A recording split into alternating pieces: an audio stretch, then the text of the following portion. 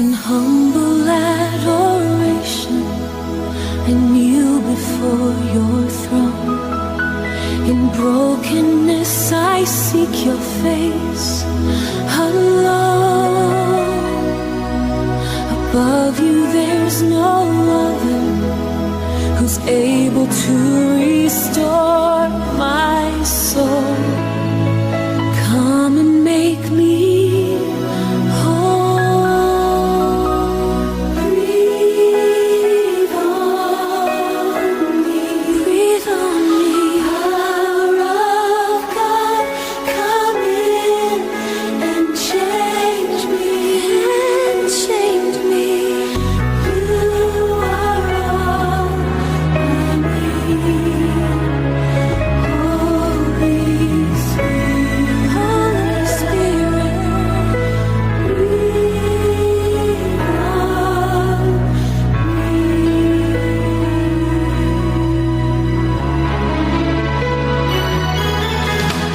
I'm ready to surrender, to give you all my life, no matter what the cost or sacrifice. Reveal to me your calling, cleanse me from my prideful ways. Use me now, I pray.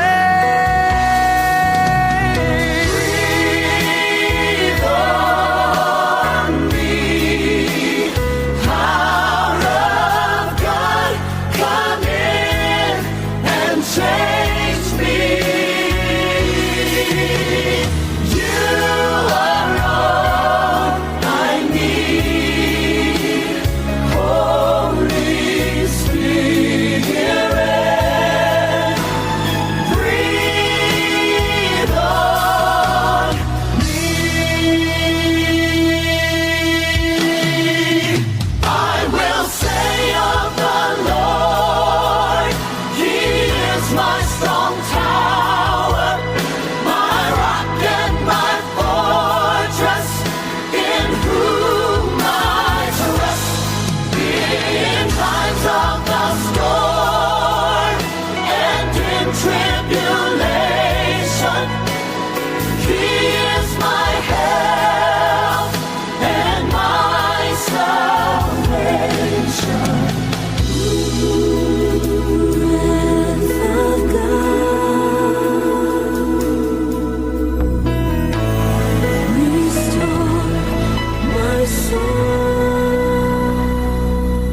I will say of the Lord, He is my strong tower, my rock and my fortress, in whom I trust.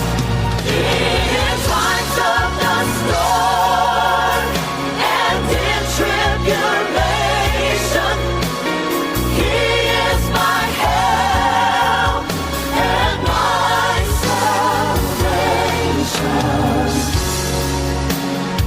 Breath of God, restore my soul. Breathe on me, power of God, come in and change me. You are all I need. Holy Spirit, breathe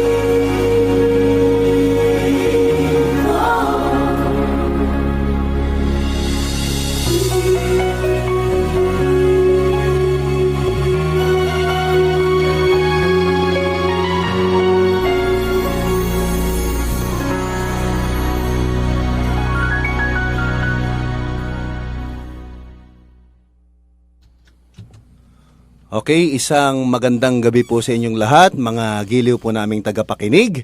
Ang biyaya nawa po ng ating Panginoon ang sumainyong tahanan, saan man po kayo naroroon. Kami pong muli ang inyong mga kaibigan sa Himpapawid. Brother Robert Aviles, kasama po natin si Brother Ronald Ubidos and Sister Sheila Torio, ay muli pong naghahatid sa inyo ng magandang gabi. Ito po ang programang Back to the Scriptures na inyo pong mapapakinggan tuwing linggo sa ganap na ikapito hanggang ikawalo ng gabi sa himpilan po ng DWBL 1242 AM radio station. At doon po sa kakatutok pa lamang, kayo po ay aming iniimbitahan na kami samahan nyo po sa loob ng 1 oras sa pagtalakay po ng mahahalagang paksa. At may bago tayong tatalakayin, Brother Ronald, ano? Magandang gabi sa iyo, kapatid. Magandang gabi, Brother Robert, at magandang gabi po sa inyo, mga giliw na tagapakinig sa atin pong programa tuwing linggo, Back to the Scriptures. Tayo nagpapasalamat dahil kahit masama ang panahon, Brother Robert, akala ko ay hindi tayo matutuloy, pero talagang niloob ng Panginoon na tayo ay matuloy sa programang ito. Oo. Dahil napakaganda ng ating paksa sa Tama gabing ito. po yun. Kaya nga po, bagaman ang panahon po ay hindi maganda, ang atin naman pong pag-uusapan ay napakaganda at napakahalaga. Napakainit, tama-tama sa malamig na panahon. Yun, tama yung kapatid na Ronald.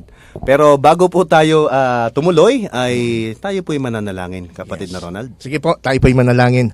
Dakilang Diyos na makapangyarihan sa lahat sa gabing ito. Kami po ay lubos na pumupuri at nagpapasalamat sapagkat kami muli ay inyo pong gagamitin sa pag-aaral sa banal na kasulatan sa gabing ito. Dinadalangin po namin nawa na ang aming mga tagapakinig ay inyo pong tawagin at sila po'y akayin sa pamamagitan po ng ministeryong ito. At sa pamamagitan po ng programang ito, maipahatid sa kanila ang katotohanan na nasusulat sa inyong salita na nagdadala ng kaligtasan. Kaya po, Panginoon, tanging hiling namin ang pakikisama at patnubay ng banal na Espiritu na samahan kami at gabayan ang bawat sasabihin namin na nawa ay magdulot at magbigay kaluwalhatian sa inyong pangalan. Sa matamis lamang na pangalan ng aming Diyos at tagapagligtas na si Kristo Jesus. Amen. Amen. Okay. Gaya nga po ng ating nabanggit, tayo po ay tatalakay na naman ng isang bago at talagang napaka-importanteng paksa. Ang ating pong topic sa gabing ito ay may pinamagatang o may katanungang, nananatili ba ang iglesyang itinayo ni Kristo? At saan ito matatagpuan sa panahon natin ngayon? Yun. Kaya mga kaibigan, ito po ay napakahalaga sapagkat kapatid na Ronald, marami ang nagsasabing ang daming pangalan na Kristo. Iglesia ni Kristo, iba-ibang mga bumabanggit na sila'y Kay Kristo at sa Diyos. Oo. Sila daw yung tunay na iglesia, itinayo ng Panginoon. Tama yun. Ngayon, ang tanong, nung itinayo ng ating Panginoon ang iglesia niya doon sa Mateo 16, ay ito ba'y nagpatuloy? At kung ito'y nagpatuloy, saan ito matatagpo ang mga iglesyang ito? Yan. Atin pong pag-aaralan ang sinasabi ng banal na kasulatan. Tama-tama yan.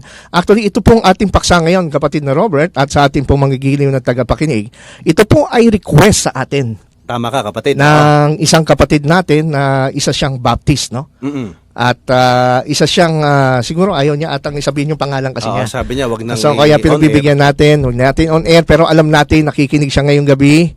At isa siyang Baptist preacher na nakapakinig sa ating programa. At sa biyaya ng Panginoon ay na-bless siya sa ating mga naging topic. Totoo yun. Kaya nag-request siya, sabi niya, Brother Robert, Brother Ronald, pwede po ba na magbigay kayo ng paksa at panahon na paksain naman po ninyo yung tungkol po sa perpetuity of the church. Yun. O ibig sabihin yung sa Tagalog ay yung pananatili ng tunay na iglesia na itinayo ng ating Panginoon sa Biblia. Tama yung No? kapatid. Na ano daw ba ang ating stand o ano daw ba ang ating masasabi tungkol sa kung ano daw ang nangyari doon sa iglesia na itinayo ng ating Panginoong Kristo. Kasi nga naman, napakaliwanag nga naman, Brother Robert, na ang Panginoon ay aminado tayo na siya ay nagtayo ng iglesia. Ano ho? At yan ay maliwanag na mababasa po natin sa isang talata ng Mateo, sa Mateo 16:18, na ganito po ang sinasabi sa wikang Tagalog. At sinasabi ko naman sa iyo na ikaw ay Pedro at sa ibabaw ng batong ito ay itatayo ko ang aking iglesia. At ang mga pintuan ng Hades ay hindi magwawagi laban sa kanya. So, ayon po sa ating Panginoon, kapatid na Robert, at mga giliw na tagapakinig, ang Panginoon ay sa bisa ng kanyang kapangyarihan at sa bisa ng kanyang salita, ay talagang ipinahayag niya sa mga apostol noon na kanya pong kaharap, na siya po ay magtatayo, no? Itatayo ko ang aking iglesia. Yung term na itatayo is future, no? Itatayo ko ang aking iglesia at ang pintuan ng Hades hindi magwawagi laban sa kanya.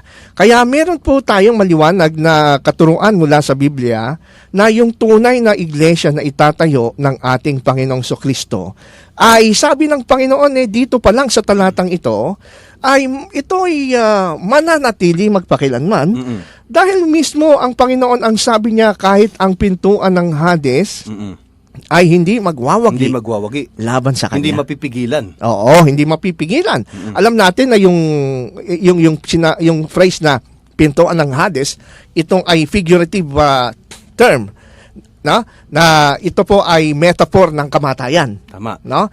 Ito ay simbolo o metaphor ng kamatayan na ang sabi ng Panginoon, itong iglesia na aking itatayo sa batong ito, yung bato ron ay walang iba kundi yung ating Panginoong Kristo. Tama. Ay hindi magwawagi ang kamatayan laban dito sa iglesia, no?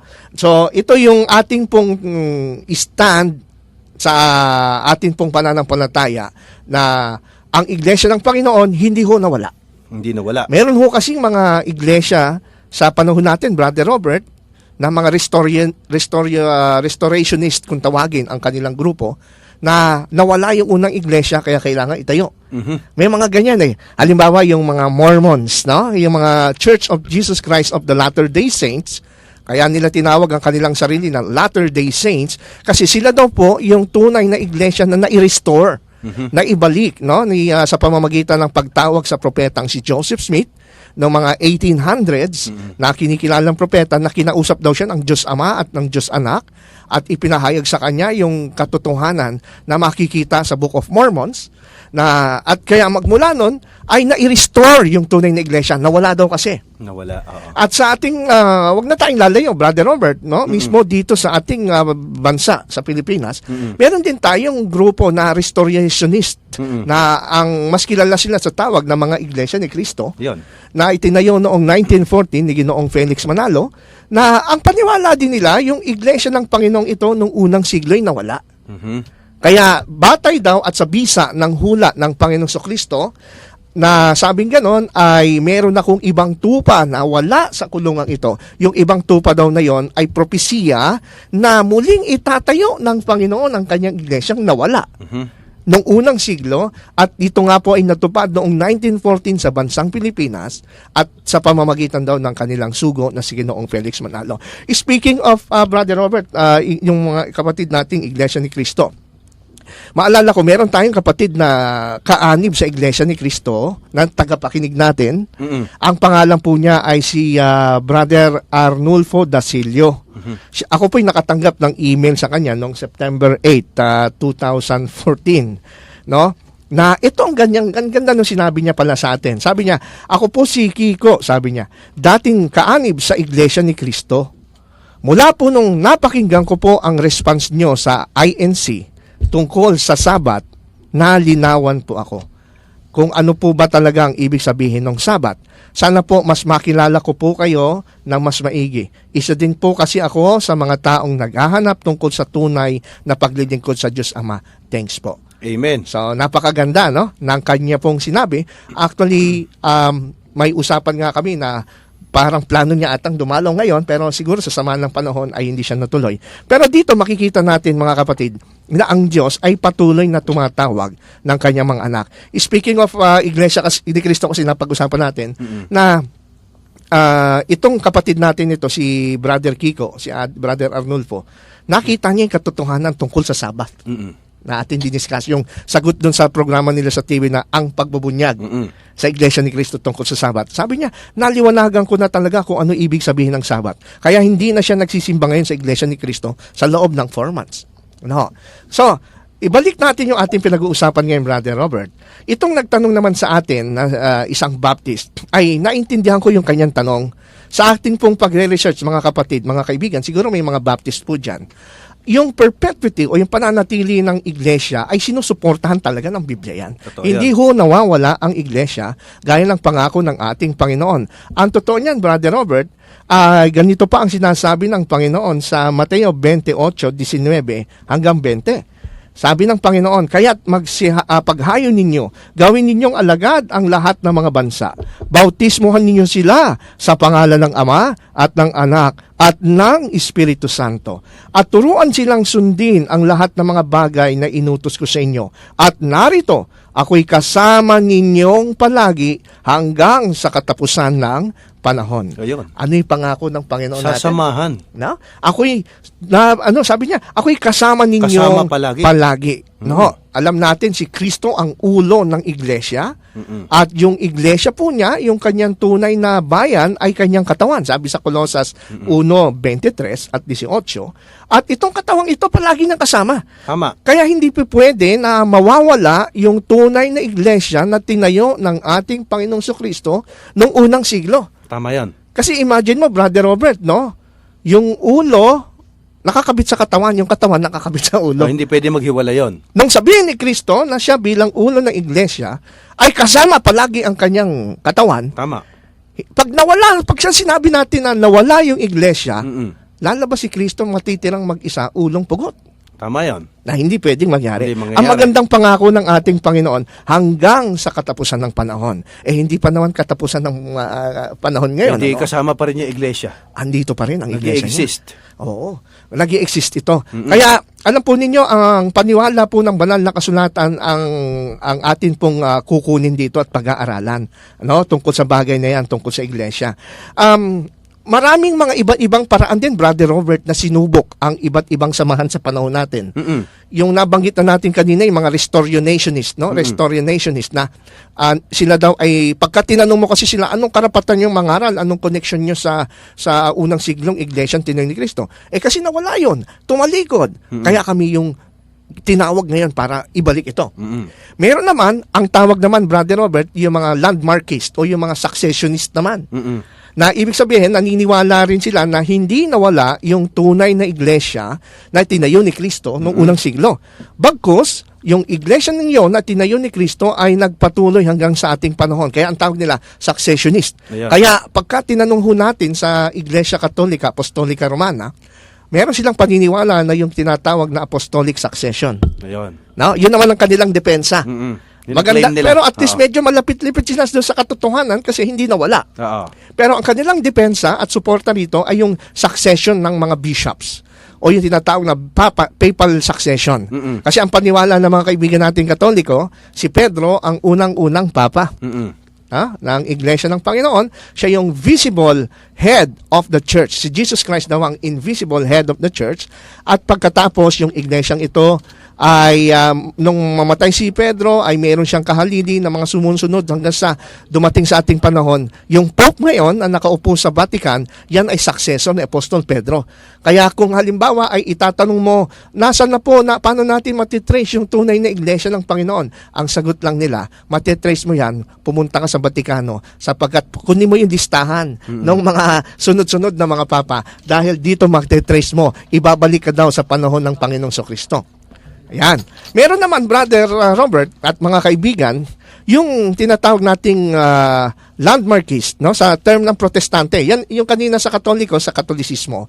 Sa protestantismo, meron din successionist, Brother Robert. Yun. Ito naman ay mas prominente rito yung grupo ng mga Baptist. No, yung grupo ng mga Baptist. Kaya pagka tinignan ho ninyo, mga kaibigan, sa internet, halimbawa sa Wikipedia, tingnan nyo yung Baptist successionism, no? It is also known as Baptist perpetuity. Babasahin ko to sa inyo. Baptist successionism, also known as Baptist perpetuity, is one of several theories on the origin and continuation of Baptist churches.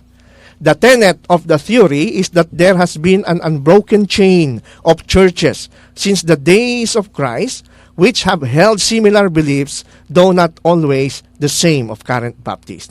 Ancient anti-Fado-Baptist groups such as Montanists, Paulicians, Cathari, Waldensians, Albigenses, and Anabaptists have been among those viewed by Baptist successionists as the predecessors of modern-day Baptist. Ayun. Kaya, kung nakikinig po sa atin yung ating kaibigan na Baptist preacher na nag-request ng paksang ito, ang kutob ko rito, Brother Robert, nararamdaman ko rito na isa itong ating nagtanong sa mga Baptist na nanghahawakan dito sa theory na Baptist successionism. Na yun daw tunay na iglesia ng Panginoon ay nagpatuloy at yung mga Baptist daw ngayon, sila daw ngayon yung continuation ng tunay na iglesia. Yun naman ang claim nila. Oo. Sila daw yung mga descendants, sila daw yung mga tagapagmana ng mga Montanists, mga Waldensians, mga Cathari, yung mga Albigenses. In fact, Brother Robert, meron akong libro na ibinigay sa akin noon pa ng kaibigan kong Baptist. Ang pamagat ng librong ito'y booklet, maliit na booklet siya, The Trail of Blood. Ayun. No, ito yung pamagat niya, The Trail of Blood, Following the Christians Down Through the Centuries, or the History of Baptist Churches from the Time of Christ, their founder to the present day. Ito ay isinulat ni Dr. J.M. Carroll noong 1931 na ito ay isang Baptist preacher. Na yun nga, ang kanilang paniniwala, meron siyang chart doon sa bandang likod ng kanyang pamphlet. Nandun yung pagkakasunod-sunod na sila daw ang successor. No? So, ito yung kanilang way naman to defend. Kaya ako naisip ko, kapatid na Robert, kaya ito ay naitanong sa atin siguro ng Baptist kasi yun ang paniwala, niya. Oo. Na yung mga Baptist ang successor, no?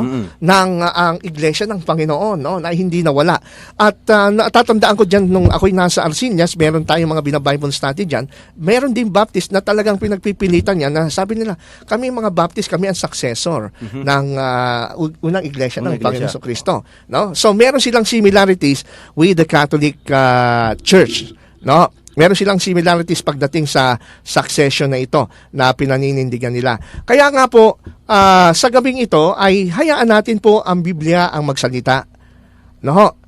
Mahirap po kasi kung magkiklaim tayo. In fact, alam nyo, Brother Robert at mga kaibigan, mga kasama, yung tinatawag nating succession o yung Baptist successionist na ito, ay since late 1900s, ito yung kine-question na. Hindi na halos tinatanggap ng mga Baptist. Sabi nga ng Wikipedia, this view was once commonly held among Baptists. Since the end of the 19th century, however, the theory has increasingly come under attack and today has been largely discredited. Ayun. So, ibig sabihin, kahit yung mga Baptist ngayon, ng mga bagong scholars, na may mga bagong research, hindi na nila tinatanggap yung questionable view na yon. No, kaya hindi ito matibay na batayan na kailangan hanapin mo kung sino yung successor ng iglesia para matrace. So, ang pinaka-safe na paraan, Brother Robert, na approach natin sa gabing ito, na isi-share natin sa ating mga kaibigan nakikinig, para matrace natin ang iglesyang ito na nanatili ng ating Panginoon, ay walang iba kundi yung tinatawag na sure word of prophecy. Tama yon. No, kasi Sure. po, pagka sinabi nating prophecy, ang Panginoon mismo ang nagpahayag at siya mismo sa pamamagitan ng hula o propesiya ay sinasabi niya yung kung kailan lilitaw ito, Tama. ano ang kanyang characteristics, at paano natin siya mahahanap ngayon. Tama yon. Yun ang pinaka-safe, no? Panginoon din ang magsasabi. Oo. Kasi yung succession ay alam natin, hindi rin natin matetrace yan. Even yung apostolic succession ng Catholic Church is questionable. Tama. May mga questionable yan, no? Even among the Catholic scholars. So, paano natin makakatiyak na ang prophecy ay maaasahan natin? Siguro maganda basahin natin itong nakasulat sa 2 Pedro, chapter 1, verse 19 hanggang 21. Ang sabi po, Brother Robert, nakita Ito mo po. ba? Pakibasa mo nga. Ito po ang sabi. Kaya't mayroon kaming salitang propesiya na lalong tiyak. Mabuti ang inyong ginagawa kung ito'y inyong pagtutuunan ng pansin. Gaya sa isang ilawang tumatanglaw sa isang dakong madilim, hanggang sa pagbubukang liwayway at ang tala sa umagay sumilang sa inyong puso. Yan. Una sa lahat, dapat ninyong maalaman ito na walang propesiya ng kasulatan na nagmula sa pansariling pagpapakahulugan, sapagkat walang propesiya na dumating kailanman sa pamamagitan ng kalooban ng tao, kundi ang mga taong inudyukan ng Espiritu Santo ay nagsalita mula sa Diyos. Ayan. Napakaliwanag dyan, Brother Robert, no? Si Apostol Pedro mismo, sinasabi niya, kung gusto natin makatiyak kung anong katuruan ng Biblia, kung anong sinasabi, anong sabi niya? Sundan mo Sundan mo sa salita mismo ng Diyos. Natatanglaw daw sa iyo sa kadiliman hanggang sa pagbubukang liwayway o maliwanagan ka. Kasi mahirap daw yung magkiklaim ka lang na kami yun. Kundi titingnan mo rin doon sa tala ng salita ng Panginoon. Yun. So, ibig sabihin, sabi nga niya, meron kaming salitang propesiya na lalong tiyak. Mas tiyak ito kaysa dun sa apostolic succession. Oo. At yung tinatawag natin na Baptist successionism o yung landmarkism. Dahil sabi ng Panginoon, ang ating apostol na si Pablo, ang paraan ito na propesiya na hindi kayang gayahin ng tao to eh. Totoo yun. Kahit si Satanas hindi kayang Hindi gayahin kayang ito. gayahin. Dahil ito po ay kagaya daw ng diwanag na habang atin pong pinagtutuunan ng pansin, Yun. ay patuloy na bumubukang, para siyang bukang liwayway. Lumiliwanag. Hanggang sa liwanag ay makita sa ating, hanggang sa makita natin ang Tama liwanag yun. sa Kasi puso kapatid nito. na Ronald, well-guided ng Holy Spirit. Holy Yun. Spirit yung nag-guide. Kaya hindi pwedeng magpakahulugan lang yung tao na ako na binigay na sa akin yung yung kapangyarihan ng iglesia. Hindi siya Yan. pwede maganon. Kaya kailangan sumusunod lang sila. Pati mga apostol na ito ay sa Biblia. Tama. Tsaka yung consistent ito dun sa Protestant maxim na sola scriptura, no? The Bible and the Bible alone. Hayaan po natin ang Biblia ang mag-interpret sa kanyang sarili. No? Kaya nga ang ganda ng pagkakasabi rito, ang walang propesiya sa kasulatan na nagmula sa pansariling pakahulugan. Ayun. No? Hindi ho ito gawa-gawa lang na kayang kahit sinong tao kayang gawin yung succession eh. Pero iba-iba naman ang kanilang pinagmumulaan, di ba? Tama. Hindi kagaya po sa Biblia, itiyak tayo na sapagkat kalooban ng Diyos sa pamamagitan ng banal na Espiritu na tayo po ay magabayan ng ating Panginoon sa tamang landas ng buhay. Kaya no question about it, no doubt about it. Kasi unang-una, sabi sa 42 ng Isaiah, Sister Sheila, sa Isaiah 42 verse 9 and 10, ay mayroong sinasabing katangian ng Diyos na hindi talaga pwedeng gayahin ng sinumang tao. Isaiah 42, 9 and 10. verse 9 and 10. Yan. Narito ang dating bagay ay lumipas na at ang mga bagong bagay ay ipinahahayag ko. Yan. Bago sila lumitaw ay sinasabi ko sa inyo ang tungkol sa kanya. Salamat. Yun.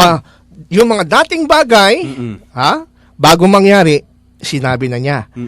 At yun naman, yung end, na yung katapusan. Katapusan. Bago pa mangyari, dumating sa katapusan, sinabi na niya, Sister Sheila, di ba? Ayun. Isaiah 46, 9 and 10. Inyong alalahanin ang mga dating bagay ng una, sapagkat ako'y Diyos at walang iba. Ako'y Diyos at walang gaya ko, na nagpapahayag ng wakas mula sa pasimula at mula ng mga unang panahon na mga bagay na hindi pa nangyayari, na nagsasabi, ang layunin ko ay maitatag Yan. at gagawin ko ang lahat ng aking kaligayahan. Ayun. O di ba? Hindi lang niya sinasabi kung ano yung mangyayari sa future, kundi sinasabi rin niya kung ano magiging wakas, kung ano magiging pasimula ng lahat ng bagay. Kaya alam niyo mga kapatid, asan ba ang tunay na iglesia ng Panginoon? Wala kang ibang pupuntahan, hindi ho yung gawa-gawa ng mga chart ng mga tao, hindi ho yung listahan ng mga successors, kundi sa banal na kasulatan. Bible talaga. Yung Diyos mismo, siya mismo magpapahayag sa atin kung nasaan yung iglesia ngayon at Tama. ano nangyari dito. No? At alam nyo ba mga kapatid, mga kaibigan na nakikinig ngayon, merong isang particular na aklat ng book sa Bible, particular sa New Testament, na pag-aaralan natin. Dito ho nilahad ng Diyos kung ano ang nangyari sa unang iglesia na tinayo ng ating Panginoon at nagpatuloy. Sapagkat alam natin na ang book, ito pong book na ito ay walang iba kundi yung Book of Revelation. Ayun. Yung aklat ng Apokalipsis sa wikang Tagalog. O kapahayagan. Oo, kasi sabi ni Pedro, malalaman natin na may katiyakan tayo kapag tayo ay pinagtuunan natin ng pansin ang propesiya. Tama yun. At ang Diyos po ay nalalaman niya yung katapusan, nalalaman niya yung simula. Kaya kung nagpapatuloy ang iglesia, tiyak na ang Panginoon lang ang nakakaalam nito. Tama. At alam niya kung paano ito hahanapin. Ano? At ito nga po, sabi sa Revelation chapter 1, verse 1, ay ganito sinasabi.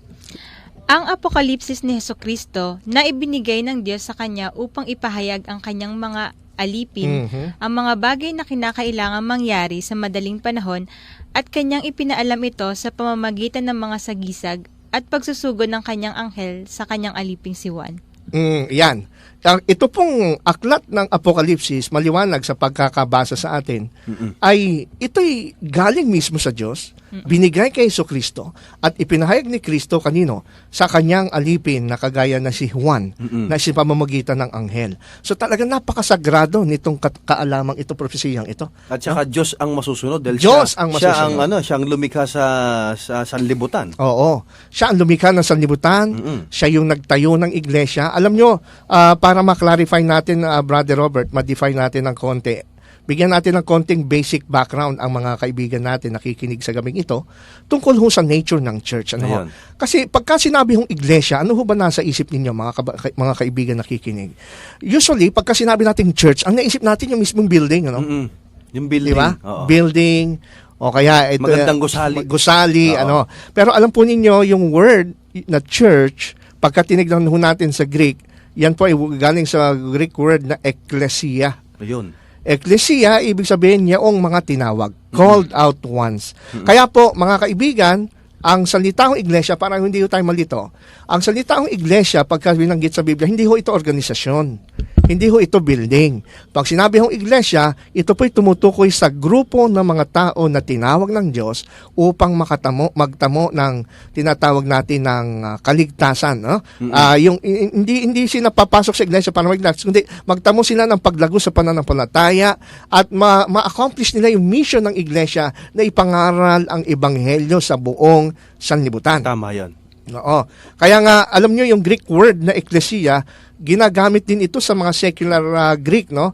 Na pagka merong nagtitipon-tipon, for example, political assembly, they use the word ekklesia. So, ibig sabihin, yung term na church o ekklesia, ito po ay ginagamit sa pagtitipon ng mga tao na merong particular na purpose. Tama yan. No?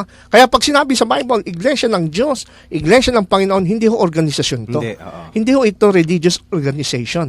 Hindi rin ho ito building. Hindi. Ito po ay katipunan o kalipunan ng mga tao. Kaya nga, di po ba mga kaibigan, halimbawa, basahin na, pagka binasa natin yung nasa unang Korinto, no? Sa unang Korinto 1:2, ito'y sulat ni Pablo. Sabi niya sa unang Korinto 1:2, sa iglesia ng Diyos na nasa Korinto, sa mga ginawang banal kay Kristo Jesus, mga tinawag na banal, Ayun. kasama ng lahat ng sa bawat lugar ay tumatawag sa pangalan ng ating Panginoong Kristo na kanila at ating Panginoon. Ayun. Mapapansin natin dito, kapatid na Robert, na itong iglesia ay kalipunan ng mga tao na minsan makikita sila sa isang lugar, kagaya dito sa ating binasa, Sa Corinto. iglesia ng Diyos na nasa Korinto. Korinto. Yung Korinto ay lugar. Lugar, No? oo. Na ibig sabihin, merong iglesia ng Diyos dyan o merong kalipunan ng mga mananampalataya Tama yan. sa lugar ng Korinto. Ito yung tinatawag din natin ng mga local or visible church. Tama. No? At sabi rito, bukod sa mga taga-Korintong ito na ginawang banal kay Kristo, no? Ginawang banal kay Kristo, ay kasama ng lahat ng sa bawat lugar ay tumatawag sa pangalan ng Panginoon. Ayun. So, bukod sa meron tayong tinatawag na church visible, yung local church, na binubuo ng mga mananampalataya, Tama. ay meron din sa bawat lugar na tumatawag sa pangalan ng Panginoon. Sila'y bahagi rin ng church na tinatawag na So, ating ang tawag pala ay body of believers. Body of Yun. believers. Kung ikay sumasampalataya kay Kristo, ikay iglesia Oo. ni Kristo. Tama yon. Ang sabi nga rito, yung iglesia ng Panginoon, hindi lang yung lokal, kundi kung sino man sa bawat lugar na tumatawag sa pangalan ng Panginoong Kristo. Yun. No?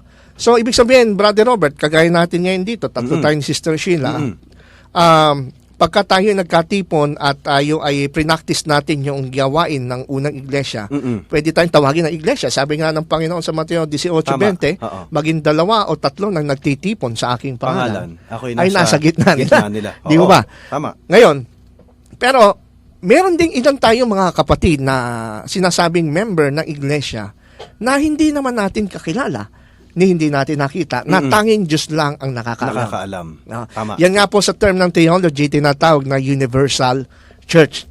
Yun. Ang universal church, ito nga po, yung bawat mananampalataya sa ating Panginoong Kristo, kahit hindi mo kasama sa organisasyon mo, hindi mo kasama sa denomination mo, pero kung sila sincerely called by the Lord, at hindi sila member ng church mo, But since they are believer of Jesus Christ as their Lord and Savior, they are considered as member of the Universal Church. Tama yung kapatid. Ayan, sana maliwanagan po natin yun, mga kaibigan. Okay, so maliwanag na yan ngayon. Babagsak tayo, ano natin, ituloy natin yung pinag-uusapan natin sa Revelation, Brother Robert. Kasi, itong aklat ng Revelation ay propesya ng Panginoon at dito mapalad tayo na ito'y napabilang sa huli na aklat ng ating Biblia. Naririto po yung palatandaan ng Panginoon para makita natin kung alin ba yung iglesyang ito. Tama. Nasa ating panahon. Kaya nga ang sabi ng Revelation 1:3, napakapalad daw ng mga nag-aaral, no?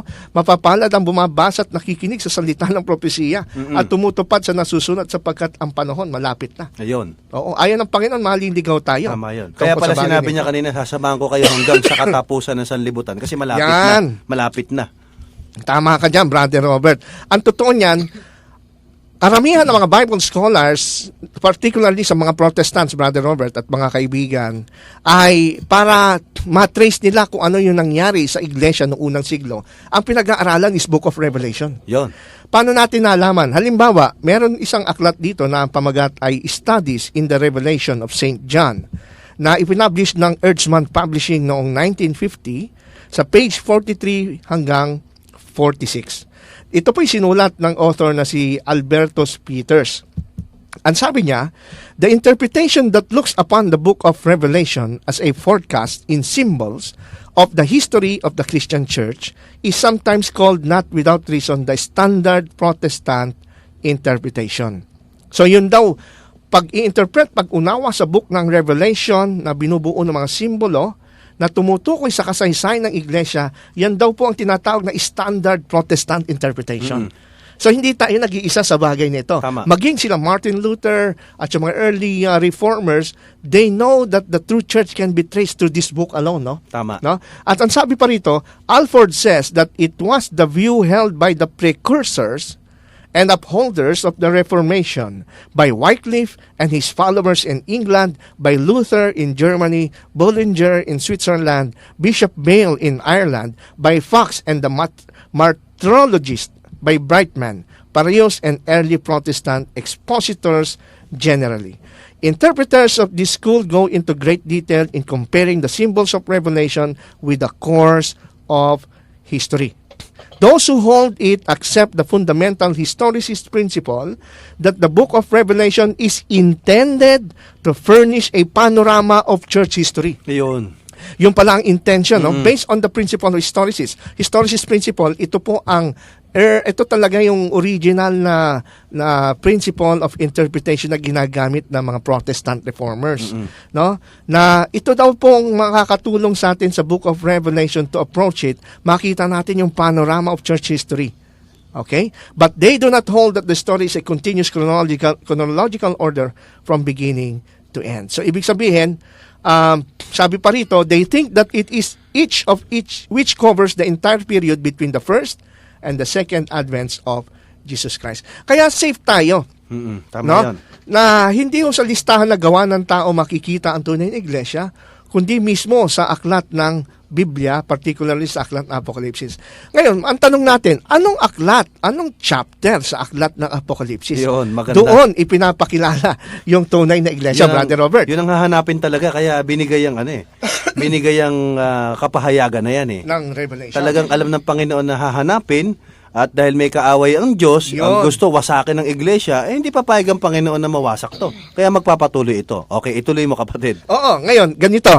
Ang aklat po ng Revelation, particularly na tinutukoy na chapter na ating pong pag-aaralan, to trace the true church, to give us a hint or clue, ay Revelation 12. Yan.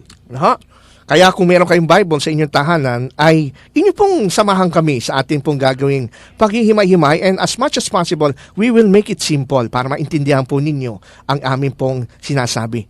Ngayon, umpisa natin sa Revelation 12:1, Brother Robert. Anong sinasabi sa Revelation chapter 12, verse 1? Sister Sheila po na. Ano ba yung nakita dyan? O sige, Sister Okay. Sheila.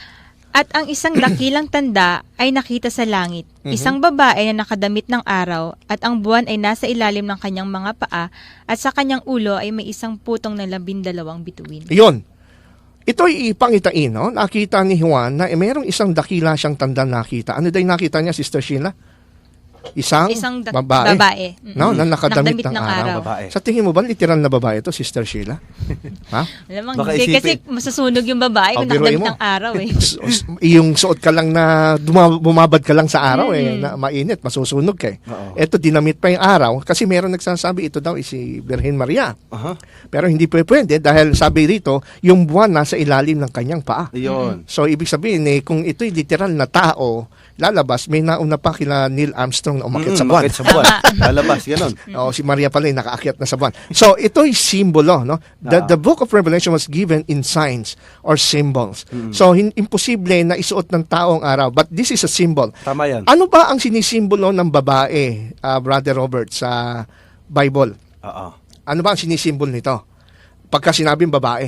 Church. Yan. Church yan. Saan natin mababasa yan? Baka hanapan tayo ng talata. Dito, Jeremiah. Yan, pakibasa mo nga, Jeremiah Brother chapter Robert. 6 verse 2. Ang sabi po dito, ang maganda at maayos na anak na babae ng Siyon ay pupuksain ko. Yun. So, yung pong babae, dito sa Revelation 12, hindi ho literal na individual na babae, kundi simbolo ho ng iglesia. Iglesia. Dahil sa banal na kasulatan, sa Old and New Testament, madalas ginagamit po na Simbolo. ng iglesia ay babae. Babae. Kaya nga tinatawag siya, Brother Robert, na asawang ng ating Panginoon sa Oo, Kristo. pagbalik ng Panginoon sa Diba? ikalawa. Ikakasal siya Ikakasal sa tayo. isang babae at ihaharap bilang isang birhen, sabi dun sa Korinto. Kaya, ngayon, ito ngayon ang matindi, ang susunod natin tanong. Ano ngayon itong nakita na sumunod ni Juan sa pangitain? Bakit pinakita ng Panginoon sa kanya itong babae na nakadamit araw? Anong significance ng tinatawag na araw na suot-suot ng babae, Sister Sheila? Ano ba yung, sabi kasi rito nakadamit ng araw, so hindi rin literal na araw ito. Oo. It symbolizes Christ. Yun. Liwanag. Liwanag. Liwanag, buhay. Tama. Oo. Meron- Purity. Purity. Christ is the light of the world. Sabi sa Tama John yan. 8:12. Diba? Sabi niya na ako ang ilaw ng sanlibutan. Ayun. And isa pa, sabi sa Malakias 4:2, no? He is the Son of Righteousness. Ayun. S-U-N, Son of Righteousness. Araw talaga. Araw na makatwiran. And remember, through Jesus Christ, siya po ang nagbigay ng liwanag. He lights the path, yung daanan para sa madilim na sanlibutan ito. Tama yan. No? Kaya nga, tayo ay nakasumpong ng katotohanan dahil di tayo nabubuhay sa dilim. Dahil sa kanyang liwanag, tayo nabuhay. So, ibig sabihin, itong iglesia na ito na nakadamit araw, ibig sabihin, siya ay puno ng ningning ng katotohanan at liwanag, gabay ng ating Panginoon Walang sa Kristo. kasinungalingan yun. Ibig Walang sabihin- kasinungalingan, Oo. puro talaga siya. No? At ano naman yung sinasabi rito? Yung buwan nasa ilalim ng kanyang paa. O yun, maganda yun. Ano? Oo. Ano kaya ibig sabihin nito? Kung atin pong babasahin sa Biblia, alam natin, Brother Robert, Sister Sheila, ang buwan ay walang sariling liwanag yan. Tama yun. No? Siya ay kumukuha lamang ng reflection Ng liwanag ng mula liwanag sa araw. mula sa araw. Oo. Kaya kung atin pong i-analyze dito sa atin pong pinag-aaralan, yung buwan na nasa paanan ng babaeng ito, walang iba kundi yung Word of God, the foundation. No? Ito po yung the Bible na Ayun. nagre-reflect ng liwanag ni Kristo. Para Remember. makita mo kung ano talaga yung tunay na liwanag, pupunta ka ron sa sinisinagan niya na Yan. nagre-reflect, kundi yung salita rin ng Diyos. Tama yan. Para iyong ma-trace kung ano yung hinahanap mo. Yung Bibliang hawak po natin ngayon at binabasa, papel at tinta lang yan. Oo. Pero bakit nagiging banal ang Biblia? Ito'y nagiging banal dahil andyan mismo yung liwanag ng salita ni Kristo. Tama yun. Kaya hindi siya ordinaryong aklat Sabi na nga, may no kukumpara other sa book iba. na may equate. Equate Oo. natin ang Bible. So, ibig sabihin, Brother Robert, Sister Sheila at mga kaibigan, itong nakita ng Panginoon, itong iglesia na ito na nilalarawan ng babae, ay talagang biblical church ito. Biblical church. Walang kahalong tradisyon dito, kundi Bible and Bible alone. Kaya pala may binabanggit sa Bible na true church and false church. Yeah. Kasi pagka nawala ka dun sa linyada nung pinapakita ng Panginoon, delikado ka. Totoo yun. Ngayon, eto pa. Ano naman yung pinapahiwatig dito? Kasi ang sabi rito, yung babae ay merong 12 bituin sa kanyang ulo. Ayan. Ano kaya inilalarawan yan? Ayun. Maganda yun. Makikita natin yan, Brother Ronald, sa Matthew 10 verse 1. Okay? Na pagkatapos ay tinawag ni Jesus ang kanyang 12 alagad at kanyang bininyagan sila sa kapangyarihan ng Kapangyarihan. kapangyarihan sa masamang espiritu upang kanilang mapalaya sila at pagalingin nila ang bawat sakit at karamdaman. Iyon. Ayun, pala yun. So, dito sa nabasa natin, makikita natin yung 12 stars ay symbolizes ng 12 apostles and Yes, disipulo ng Ganda Panginoon. ng Bible, ano? Galing, ano? Andun yung sagot Nandun mismo. lahat yung sagot. Okay? So, itong babaeng ito na tunay na iglesia, siya ay well-founded sa Word of God. Wala siyang halong salita o aral ng tao. Walang tradisyon, the Bible and Bible alone. Guided by Jesus Christ as the light of the world. At ito daw tunay na iglesyang ito ay sinasabi na siya ay under the foundation of the 12 apostles. Tama. No? Na yung kanyang teachings ay kaswato ng turo ng mga apostol. Tama. No? Hindi dapat iiba ron. Hindi maiiba sa turo. Apostolic teachings nga ito Tama. In fact, may ibang mga Bible scholars, ang kanilang interpretation, napakaganda rin. Yung daw liwanag, yung araw represents the New Testament, yung buwan represents the Old Testament. At least Bible pa rin. Tama yun. No? And the 12, yung diadema na ito, it represents the leaders from the 12 tribes of Israel sa Old Testament at 12 apostles. So, ibig sabihin, well-founded sa Bible Sa at Biblia. teachings ng mga followers ni Jesus at ng Panginoon, itong tunay na church na ito. Okay, ngayon ito, may nakita naman si Juan na isang sign ulit, no? Matapos makita yung babae, ano yung sumunod niyang makita? Nasa verse 3 naman, Brother Robert. Ito ang sabi dito. At may isa pang tanda na nakita sa langit, Yun. isang malaking pulang dragon na may 7 ulo at 10 sungay, at sa kanyang mga ulo'y may 7 diadema.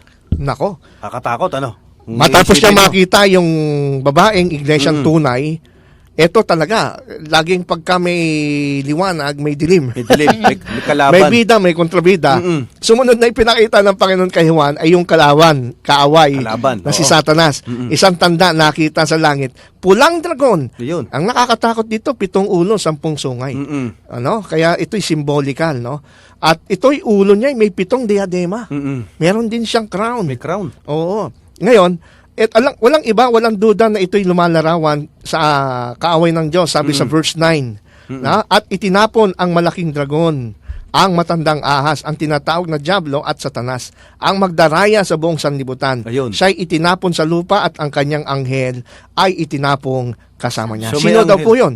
Si Satanas. Oo, ang gawain pala niya, Brother Ronald, mandaya. Mandaya. At may kasama pang mga anghel ito. Oo. So mag-iingat tayo kasi merong gustong magwasak ng iglesia ng Diyos. Yan. Meron siyang ministro. No? Kaya ito ngayon, anong ngayon ang gagawin at anong mangyayari ito? Kaya po mga kaibigan, itong si Satanas, bukod sa tinawag siyang dragon, siya po'y sinisimbolo rin birang leon eh. Kaya nga sabi rito, si Satanas kaaway ng iglesia. Tama. No? Magbantay kayo. Sabi, ang Diablo na inyong kaaway ay tulad ng leong gumagala at umuungal na humahanap ng kanyang malalapa. Sabi sa Luluray-lurayin ka nun. Luluray-lurayin ka. Gaya na Pagka- napanood natin doon sa beses sa video. Pag nangain pala ang leon, talagang dudurugin ka, gutom na gutom. Okay, so ibig sabihin mga kapatid, mga kaibigan, dito sa Revelation 12, hindi ho ito istorya na puro bida, merong kontrabida. Kaya kung isa-summarize natin ang Revelation 12, Revelation 12 is the sketches of history of the conflict between the church and Satan. Tama yun. Pag binasa mo Revelation 12, nandito mo makikita yung larawan ng Panginoon, paano niya pinicture ang digmaan sa pagitan ng tunay na iglesia na nagsusurvive dahil sa biyaya ng Panginoon. Sabi niya, hindi mamanaig ang kamatayan. At si Satanas, yung tinatawag natin great controversy. Tama yun. Kaya, May labanan talaga. Kaya magandang tutukan tong Revelation 12 eh. Napakaganda. This is the sketch of history of the conflict between church and Satan. Naalala ko yung sinabi ng Panginoon kay Eva, no? At saka dun sa ahas, nung nagkasala sila sa Genesis. Pag-aalitin ko ikaw at ang babae at ang ahas. At ang iyong binhi. At ang iyong binhi at ang kanyang binhi. So, lalong lumiwanag sa akin na yung babae doon na propesya from Genesis ay wala ibang kundi iglesia. Magkakaroon sila ng alitan. Maglalaban. Yung At may binhi ng binhi. babae, si Jesus Christ. Tama yun. At yung binhi ni Satan, walang iba kundi kaaway ng Diyos. Tama yun. Okay, ituloy natin. So kung merong Diablo at ito'y opposition against the church, alangan namang aniban ni Satanas to. Oo. Paano ngayon niya ginawa yung pag-atake? Alam niyo ba ang ginawa sa kasaysayan ni Satanas to attack the church of God ay nung si Kristo ay nagkatawan tao pa lang dito sa lupa, di ba? Nagkatawan taong Panginoon sa loob ng 3.5 years. Si Satanas mismo ay gusto niya na tapusin, no? kontrahin yung misyon ng Panginoon nung siya'y nasa lupa. Paano ito naibanggit dito sa Revelation 12? Ito'y nabanggit na maliwanag, mga kaibigan. Pagka binasa ho natin ang Revelation 12, verse 2, ay ganito ang sinasabi. Siya'y nagdadalang tao at sumisigaw sa hirap, sa panganganak, at sa sakit ng pagluluwan. Ayun. So nakita itong babae, nagdadalang tao. Oh, masakit yung pag nagdadalang tao, no? Oo. At alam natin na walang iba itong tinatawag na batang ipapanganak ito. Yun nasa propesiya sa Isaiah 7:14 na isang babae manganganak at tatawagin ang kanyang Emmanuel. At sa Isaiah 9:6, no? At isang bata ang ipanganganak at ibinigay na isang lalaki. Ayun. At ang pamamahala ay maatang sa kanyang balikat. At ang kanyang pangalay tatawagin kamanghamanghang tagapayo, makapangyariang Diyos, walang hanggang Ama at prinsipe ng kapayapaan. Ito'y messianic prophecy. Tama yun. Kaya yung babae rito, yung church, no? Throughout the Old Testament to, ha? Throughout the Old Testament, alam natin na yung Old Testament Israel, tinawag din silang church, sabi sa Gawa 7:38, no? Tama. Tinawag silang church in the wilderness, iglesia na nasa ilang. Ngayon, magmumula sa linya ng Huda, mula sa Israel, ang pagiging panganganakan nitong si Jesucristo. Tama. Kaya isa siyang Hudyo. Kaya may propesiya na ang promised Messiah magmumula sa linya ng babae o ng iglesia ng Panginoon. Kaya nga po, sa Revelation 12:4, ay merong gagawin itong ahas. Bakit niya inaabangan itong anak na ito? No? Pakibasa nga natin yung Revelation chapter 12, verse 4. Kinaladkad ng kanyang buntot ang ikatlong bahagi ng mga bituin sa langit Yan. at inihagis ang mga ito sa lupa. Ayun. At tumayo ang dragon sa harapan ng babae na malapit ng mga anak upang lamunin ang anak ng babae pagkapanganak niya. Ayun. Alam po ninyo, sa Revelation, itong binabasa natin, Revelation chapter 12, verse 3 and 4, ito po yung nangyari nung si Jesus nasa lupa. Di ba pinanganak siya ni Maria? Anong ginawa ni King Herod? Ayun. Gusto siyang ipapatay. Sabi ni King Herod, patayin. Lahat ng mga bata. Lahat ng mga bata from 2 years old pababa. Pero hindi yun napatay si Jesus Christ. So hindi nagtagumpay si Satan doon sa Hindi. kanyang papel. Nung matapos na si Jesus Christ ay mangaral, ay sa pamamagitan naman ng ginamit naman ni Satan si Pilate. Tama Na isa yun. ring Roman governor, no? Na isa naman ang naging paraan para maipako Oo. sa krus si Ito nga, Kristo. binabanggit sa Mateo 27:24. Sige nga, pakibasa ba? Ang sabi dito, kaya't nang makita ni Pablo na wala siyang Pilato, wala siyang magawa, sa halip ay nagsimula pa ang isang malaking gulo. Siya'y kumuha Yan. ng tubig at naghugas ng kanyang mga kamay sa harap ng napakaraming tao na sinasabi, wala akong kasalanan sa dugo ng taong ito. Kayo na ang bahala diyan. At sumagot ang buong bayan at nagsabi, pananagutan namin ng aming mga anak at ng kanyang dugo. Pagkatapos ay pinakawalan niya sa kanila si Barabas, ngunit si Jesus pagkatapos hagupitin ay ibinigay upang ipako sa krus. Yun. Galit ang Diablo, yun na, yung dragon na pula. Kaya yung yung binasa natin sa Revelation 12 na yung dragon, no? Nakaabang doon sa mga anak na babae. Yung dragon doon, it represents not si Satan himself ang umatake kay Jesus. Ginamit niya yung agency ng pagan Roman people. Tama. Kagaya ni Herodes. No? Kaya in the sense, the pagan Rome can be called also dragon because they are the agencies, representative Tama. sila ni Satan na ang misyon ay patayin itong Mesias. Mula sa pagkasanggol, hindi nagtagumpay. Nung sa cross, hindi rin nagtagumpay kasi muling nabuhay si Jesus mula sa mga patay.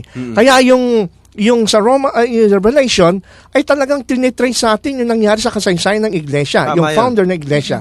Kaya nga sabi sa Gawa 4:27, sapagkat sa katotohanan sa lungsod na ito ay sina Herodes at Poncio Pilato, ito ay parehong ginamit ni Satanas. Ahensya Herodes niya. at Poncio Pilato kasama ng mga hintil at ng bayan ng Israel ay nagsama-sama laban sa iyong banal na lingkod na si Jesus na iyong pinahiran. Ayun. So it was fulfilled during that time, no? Nung si Kristo ay nasa lupa. Pero matapos si Jesus Christ mamatay after 3 days and 3 nights, praise God, nabuhay siya mula sa mga patay. Tama yun. Nabuhay siya sa mga patay, ibig sabihin, natalo si Satan, hindi siya nagtagumpay. No? Kaya pag binasa natin, Sister Sheila, yung verse 5, pakibasa mo yung Revelation 12, verse 5. At siya'y nanganak ng isang batang lalaki na siyang magpapastol na may pamalong bakal sa Yan. lahat ng mga bansa. Ngunit ang kanyang anak ay inagaw at dinala ng Diyos sa kanyang trono. Ayun, Ayun. nakaabang yung dragon, sabi sa Revelation 12, sa panganganak ng babae, ngunit nung nanganak, anong ginawa ng Diyos? Inagaw. Niligtas. At dinala ng Diyos. Yung pag-agaw na ito natupad to yung resurrect si Jesus Nabuhay Christ. siya. Kaya akala ni Satan, nagtatagumpay siya kasi napatay niya. Pero nabuhay, inagaw at dinala ng Diyos sa kanyang trono. Nung after 3 days, nabuhay si Jesus Christ, umakyat at umupo sa kanang kamay ng Diyos, ay sa tingin ko, hindi matutuwa si Satanas noon. Satan was defeated in his Nabigo siya. attempt. Bigong-bigo siya. Gusto, alam mo ba, yung Siya'y natalo, hindi gusto siya mong patayin, hindi mo napatay. Hindi niya napatay. Bibeltahan ko yung kamag-anak mo. Kaya ano ngayon sa palagay na ang sinasabi ng Book of Revelation chapter 12, ano ngayon ang gagawin ni Satan? Hihinto na ba siya? Dahil hindi siya nagtagumpay sa pagpatay kay Jesus as the head of the church? Hindi ho.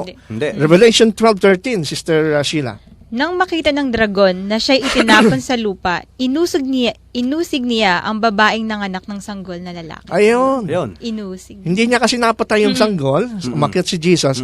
So ang pinteryan niya ngayon niya, yung mga followers ni Jesus. Yung anak Yung na, babae. oo, mga Yung babae. babae. Oo. No? Yung Which is the followers church. ni Jesus, which is the church. Kaya ang mga Christians during that time sa Rome, kawawa sila. Talaga. Pinagpapatay, Pinersecute. pinakakain sa leon. Nilagari ng buhay. Nilagay ng buhay. Nung panahon nga ni Nero, ginawa silang kandila, ay Oo. nabuhay, torch, no? Oo, Yung mga grabe torch sa yun. garden. Oo. Kandila, tao, na sinusunog. Oo. Ibang At klase. alam niyo, napakahiwaga ng propesiyang ito. At tingin ko, hindi natin matatapos ito, Brother Robert. Brother Ronald, siguro kailangan mag-part 2 tayo nito. Magpa-part 2 tayo Kaya, nito. mga kaibigan, huwag po Aabangan kayong nyo to. mahinaan ng loob kasi itutuloy po natin to at hindi natin to mamadaliin para sa kapakanan po ng mga humahanap ng katotohanan. So, Brother Ronald, dako na tayo sa pagbati at Bago yan, Brother Ronald, siguro magandang magbigay tayo ng maikling summary ng mga napag-usapan na natin. Sa summary sige. natin. Oo. So, napag-usapan natin as a summary sa ating unang bahagi ng ating paksa na yung tunay na iglesia ng Panginoon na natili, Brother Robert. na natili. At sabi ng Panginoon sa kanyang pangako ay, ako'y magiging kasama niyo palagi hanggang sa katapusan ng sanlibutan, kahit ang kamatayan hindi magwawagi Hindi sa iglesia. magwawagi. At ito nga ay pinag-aaralan natin, na-trace natin ang kasaysayan ng tunay na iglesia tinayo ng Panginoon na nanatili sa kabila ng mga persecutions at pag-uusig Atake. ng Diablo sa pamamagitan ng Revelation 12. At nandun tayo sa unang bahagi ng Revelation 12 na kung saan ang Diablo, sinikap mo niyang patayin muna niya yung founder ng church. Si Mula Cristo. pa sa pagkabata niya, Yung ulo. inabangan niya, yung ulo. No? Para para mahadlangan niya. At hindi siya nagtagumpay. At nung pangalawa na ipako sa krus si Kristo sa pamamagitan ng pakanan ng Diablo, hindi rin siya nagtagumpay. Bagkus binuhay si Kristo, inagaw sa langit. At yun nga po yung katuparan ng Revelation chapter 12, verse 5. So, ang sumunod na action ni Satan ngayon, dahil hindi siya nagwagi doon sa ulo ng iglesia, yung atake niya sa iglesia. Yan po ang susunod natin. At hanggang sa matrace natin yung tunay na iglesia sa panahon natin. Ayun ang maganda ron. Yan Kaya, ang part 2, para may suspense ng konti. kaya antabayanan niyo po yan mga kaibigan. At wag po kayong mahinaan ng loob at kami babalik sa susunod na linggo. Maganda itong ating pag-aaral. Siguro ba, Ronald, batiin mo yung mga kaibigan nating... Yeah, oo. Ang ganda ng camera mo. Ayan, siyempre, alam nyo, kung nakikinig ka ngayon, Brother Ang linaw. Benny, Brother Benny at Sister Marie Abiog, dyan sa San Diego, California. Eto, ginagamit na ho namin ngayon yung inyong pinadalang camera. Lalo kang pumugi, kapatid, ang linaw. Oo, at maraming salamat sa inyong Suporta. no? At talagang ginagamit kayo ng Panginoon. Tama. Okay. Batiin natin yung ating mga ilang sponsors. Yung Marquis Prime Bake Shop, Mr. and Mrs. Laren Evelyn Gubat, Kanumay Church, Sister Blossom Bienviaje, si Direk Mario J. De Los Reyes, Yan. ang Kanumay Church, ang Hulugan, at ang mga kapatiran sa Mandaluyong Church na nag-a-attempt na susuporta rin sa atin. Pinabati ko yung mga kapatid natin dyan sa Dammam, Saudi Arabia na sa pamamagitan ng ministry na Reasons of Faith, no? Ang pinangunahan nila Brother Melvin. Yung grupo nila na yan, nagpadala sila ng tulong sa aking pinansyal para sa aking pagpapagamot, pagpapagaling. Purihin ang Ako'y Panginoon. nagpapasalamat sa inyo muli kapatid, sa inyong pong suporta sa akin pong pagpapagaling at ako'y hindi ko makakalimutan niya at pagpalain kayo lalo ng Panginoon dyan sa mga kapatid natin. Brother Rod, thank you very much sa iyong pagpa-follow up. Okay. So, wala na po siguro mga kapatid at muli po maraming salamat. Ang Back to the Scriptures po ay nagpapasalamat sa inyo at nawa sa susunod pong linggo ay kami samahan yung muli upang tumalakay na naman at ipagpatuloy ang ating pag-aaralan. At muli po tayo'y manalangin. Maraming salamat o dakilang Ama na ang inyong pag-ibig ay hanggang sa katapusan ng sanlibutan ay kami sasamahan mo. At ang inyong iglesia, Ama, ay patuloy niyo pong gagamiting ahensya sa pagdadala pa ng katotohanan upang ang lahat ng iyong nilikha ay maibalik sa kaayusan, maibalik sa iyong piling na sinira ng kaaway. Yes, God. Tulungan po nawa ang aming mga tagapakinig na patuloy pong umasa lamang sa iyong banal na salita, ang iyong Biblia. Ganon din, Ama, ipagpatawad ang aming pagkakasala. Pagpalain ng programang ito, tulungan po kami na hindi managumpay ang kaaway o magbigay ng hadlang upang hindi makarating ang katotohanan sa aming mga kapatid na nakikinig. Patawad po sa aming pagkakasala. Ingatan kami sa aming pag-uwi sa pangalan po ng aming Panginoong Yesus. Amen. Sa ngalan po ng Back to the Scriptures, kami po ay nagpapasalamat muli at kung nais po ninyo na puntahan ang aming mga previous topics, punta lang po kayo sa aming website www.backtothescripturesministry.webs.com backtothescripturesministry.webs.com. At kung nais naman po ninyo na ma-add kami sa aming Facebook account, ma-update kayo kung anong aming mga latest activities, punta lang po kayo sa aming Facebook, sa Back to the Scriptures po. Meron din po tayong forum at group sa Facebook na Back to the Scriptures. Kaya po, ang Back to the Scriptures muling nagpapaalam at nagsasabi ng magandang gabi at pagpapala po sa inyong lahat. Ito po ang inyong brother Ronald Obidos. Ako po si Brother Robert Aviles at Sister Sheila. Na ating pong technician. Thank you very much, Sister Sheila, sa iyong pagte-technician. At magandang gabi. Bumabati kami ng isang magandang gabi sa inyong lahat. God bless you all.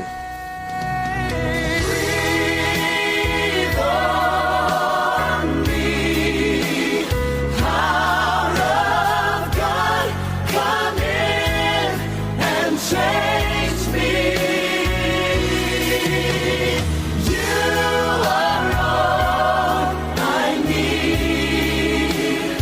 Holy Spirit, breathe on me. I will say of the Lord, He is my strong tower, my rock and my fortress, in whom I trust. In times of the storm and in